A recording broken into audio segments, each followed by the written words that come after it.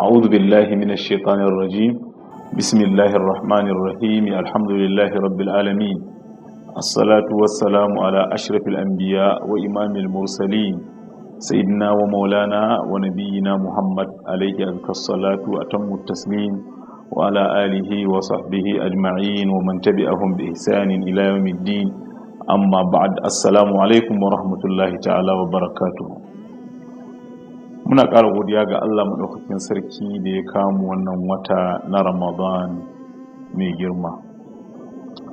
Wannan wata na Ramadan wata ne da yake da girma a cikin addinin Musulunci, yake da girma a wajen musulmi bisa koyarwa da muka samu daga sahabban manzon Allah sallallahu alaihi wasallam. In Ramadan ya zo suna bishara, suna farin ciki, suna godewa Allah. Allah ya kawo mu Ramadan, Allah ya sa mu ci gajiyar watan Ramadan. Hakika wannan wata na Ramadan wata ne da Allah ta'ala ya tanade shi ga musulmi domin yin ibadoji kala daban-daban da yin ayyuka na alkhairi masu yawa, kuma wata ne da Allah ta'ala yake gafara a cikinsa, wata ne da Allah maɗaukakin sarki yake afuwa, wata ne da Allah ta'ala yake gwanjar rahama a cikinsa. Kuma wannan wata na Ramadan wata ne na Alƙur'ani, domin a cikinsa Allah ta'ala ya saukar da Alƙur'ani kamar yadda ya tabbata a cikin Alƙur'ani din. A'udhu billahi minash shaitanir rajim. Shahru Ramadan alladhi unzila fihi al-Qur'an hudan lin-nas wa bayyinatin min al-huda wal-furqan faman shahida minkum ash-shahra falyasumhu ومن كان منكم مريضا أو على سفر فعدة من أيام أخرى صدق الله العظيم. Allah madaukakin sarki ya gaya mana cikin wannan aya ta suratul Baqara cewa watan Ramadan shine watan da Allah ya saukar da Alƙur'ani a cikinsa, kuma shiriya ne ga mutane, kuma bayani ne daga shiriya da yake rarrabewa tsakanin bata da gaskiya. Allah maɗaukakin sarki ya tanaji wannan wata saboda falalar da ya zuba a cikin wannan wata ɗin. Alhamdulillahi, shi azumi na watan Ramadan kamar yadda malamai suka sha bayani shine ma'anarsa a harshen larabci shine kamewa, al-imsak. A wajen malamai kuma na shari'a shine kamewa daga shahawa ta farji da ci da sha tun daga fudowa alfijir haɗi zuwa faɗuwar rana da niyyar ibada. Wannan shine abin da ake cewa da shi azumi na Ramadan. Kuma akwai ayyuka da dama da ake bukata ya kasance al'ummar musulmi sun yi a cikin wannan wata. Daga cikinsu musamman akwai ayyukan ibada na karatun alkur'ani da shauran nau'o'in zikirori da ya kamata ya kasance an shagala da shi a cikin wannan wata don a dace da falalar da take cikinsa.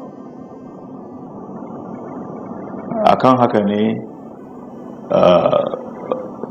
koyaushe muke ƙoƙarin faɗakar da al'ummar musulmi, musamman 'yan uwa da suke intima'i cikin wannan harka ta JTI.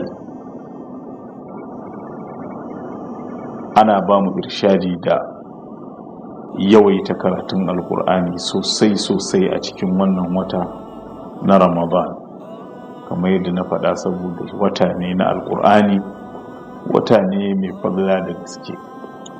cikin irin aikace-aikacen da ya zama wajibi kowane musulmi ya tsayu da shi a cikin watan Ramadan din, akwai tsayawa watan Ramadan din da ibadu da ya kamata a ce an tsaya da su cikin dare kamar yadda aka saba. Sallolin tarawihi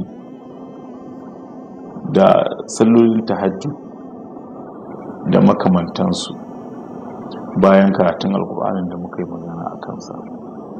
Sannan yana daga cikin abin da ake bukata ya kasance cewa mun tsayu da shi a cikin wannan wata na Ramadan, abin da ya shafi yawaita ayyukan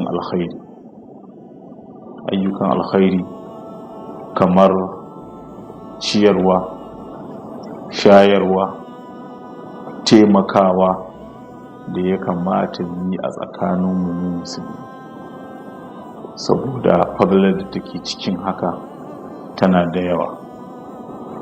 Manzon Allah sallallahu ya faɗa cikin hadisi yana cewa man qama ramadana imanan wa ihtisaban ghufira lahu ma taqaddama min dhanbihi wa ma ta'akhkhara.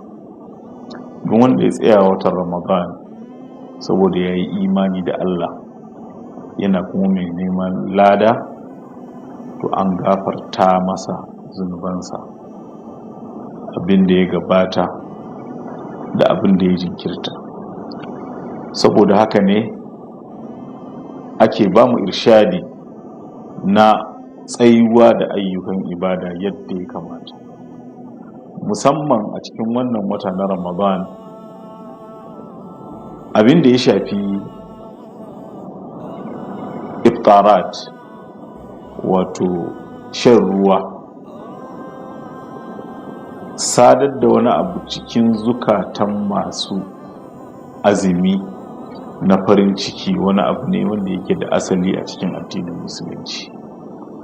Saboda haka ne ake bayan wa irshadi da taujihi wajen muga cewa wannan sunna ta shan ruwa mu yi ƙoƙarin kafata da yaɗa ta, da kuma neman gudunmawa daga kowane musulmi wajen yin ayyukan infaki da ciyarwa da taimakon juna, saboda alkhairin da yake cikin haka yana da yawa. Yana daga abubuwan da muke ƙoƙarin tsayuwa da shi a cikin wannan wata, wato karance-karance na alkur'ani, musamman tafsirin alkur'ani, wanda ya kamata a ce duk inda muke mu yi ƙoƙarin assasa karatun alkur'ani, tafsiri, domin faɗakar da al'umma irin koyarwar da take cikin alkur'ani. Wannan abun ba wai sabon abu bane. Nafi sallallahu alaihi wasallam ne mala'ika Jibril ya saba zuwa masa a cikin watan Ramadan su yi muraja'a alkur'ani, a yi ardun alkur'ani, ya karanta ana ji. Wannan shine abin da malamai suka ɗosano suka saka mana tafsirin alkur'ani ake yi a gurare daban-daban.